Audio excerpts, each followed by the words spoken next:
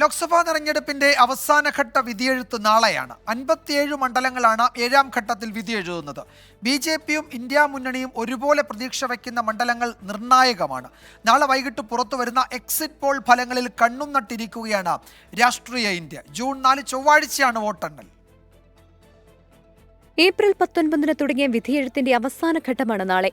ഇത്തവണ പോളിംഗ് 7 ഘട്ടമായിരുന്നു. പ്രധാനമന്ത്രി മത്സരിക്കുന്ന വാരാണസി അടക്കം 57 മണ്ഡലങ്ങളാണ് നാളെ വിധിയെഴുതുന്നത്. BJPയ്ക്കും പ്രതിപക്ഷ കൂട്ടായ്മയ്ക്കും 7ാം ഘട്ടം നിർണായകമാണ്. ബംഗാളും ഉത്തർപ്രദേശും ഹിമാചലും അവസാനഘട്ടത്തിൽ പോളിംഗ് ബൂത്തിലെത്തും. 200-ലധികം തെരഞ്ഞെടുപ്പ് റാലികളിൽ BJPയുടെ താരപ്രചാരകനായി നരേന്ദ്രമോദി നേരിട്ട് പങ്കെടുത്തു.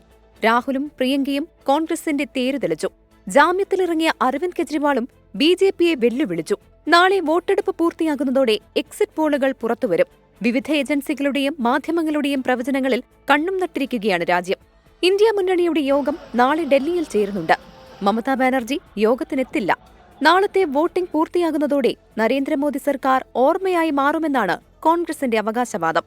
ഭരണത്തുടർച്ച ഉറപ്പിച്ച NDA സത്യപ്രതിജ്ഞാ തീയതി വരെ തീരുമാനിച്ചതായാണ് റിപ്പോർട്ടുകൾ. ജൂൺ 4 ചൊവ്വാഴ്ച വിധിദിനം. ആര് വാഴും ആര് വീഴുമെന്ന് അന്നറിയാം. അതുവരെ അവകാശവാദങ്ങളുടെ പെരുമഴ. ജനവിധിയുടെ സമ്പൂർണ്ണ വിവരം പ്രേക്ഷകരിലേക്ക് എത്തിക്കാൻ 24 സുസജ്ജം. വിധിദിനത്തിൽ രാവിലെ 5 മുതൽ പ്രത്യേക സംപ്രേഷണം തുടങ്ങും. News desk 24. വിധിദിനത്തിൽ 24 മാജിക് ജൂൺ 4 ചൊവ്വാഴ്ച രാവിലെ 5 മണി മുതൽ 24-ൽ.